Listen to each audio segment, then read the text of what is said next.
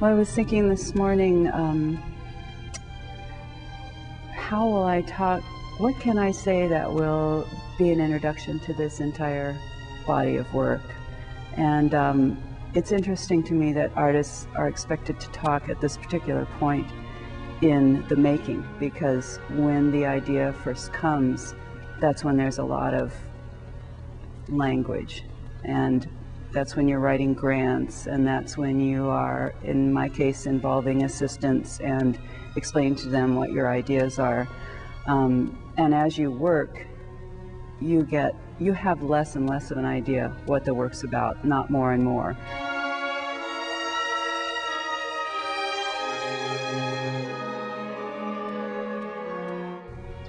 I was raised to revere scholarship and the academic life. I started out my academic life at a private liberal arts college where most of the students had read the original work in Greek. I was woefully unprepared for it, and because I came from a really small town in Ohio. So I've been obsessed with reading and writing my whole life, and I believe in the knowledge that you can acquire from books. It took me a really long time to understand that that's not really the way I absorb information, that it comes from my other senses way more than it comes from an intellectual sort of analyzing of ideas. And that most of my memory is tactile. It's not really verbal. And it also took me a long time to realize that I'm incredibly airy. I live on intuition, and I work intuitively. Once I have an idea, then I research and read and try to deepen what's happening. And then some intellectual processes come in, but that's not how I start. It's very much, it's the smallest glimpse of an idea or of an image that gets me going. The other thing that I should say is that this work is, I like to work with materials that are pretty humble, that are, that I can interact with very directly, and with low-tech kind of tools and things like that. I also, because I want the work to exist in a place where I feel I live, which is kind of in the ether, I don't want it to be solid and stable and live forever. I really want to work with material that only barely exists. So that's why I work with paper and silk and plaster, things that could have a long life but don't have to have. I also work with a lot of assistants. My work's about accumulation. There's no one piece that's more important than another piece. It's really more about repetition of elements and building things up. So it takes me hundreds of hours to get this work made, and I have used a lot of assistants, particularly at the students at the college where I work, and that's wonderful for me because they're all incredibly skilled and they bring all their own experiences to the work. And I don't feel the need for authorship in these things. I just want to be able to make the idea manifest for a little while.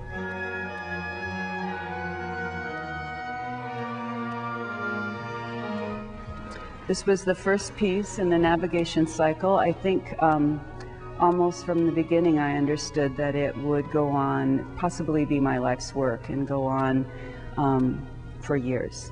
But this particular one, I had a lot of questions about how much we depend on books for getting our knowledge, and how much do we actually get out of the things we read, and how much do we really understand and retain.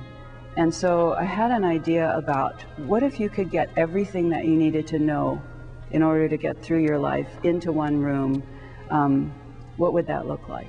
And would it be an overwhelming amount, or would it be possible to do?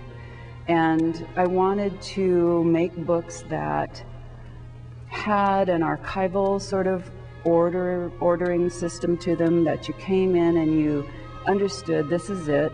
There aren't thousands of books here, which I wouldn't be able to get through. There isn't one book here. I know that everything I need to know isn't in one book. But maybe I can actually look through these. And I started thinking about the different types of information that we depend on, and the sort of quotations and numbering systems and definitions and all the different ways we accumulate knowledge, and how could I represent them.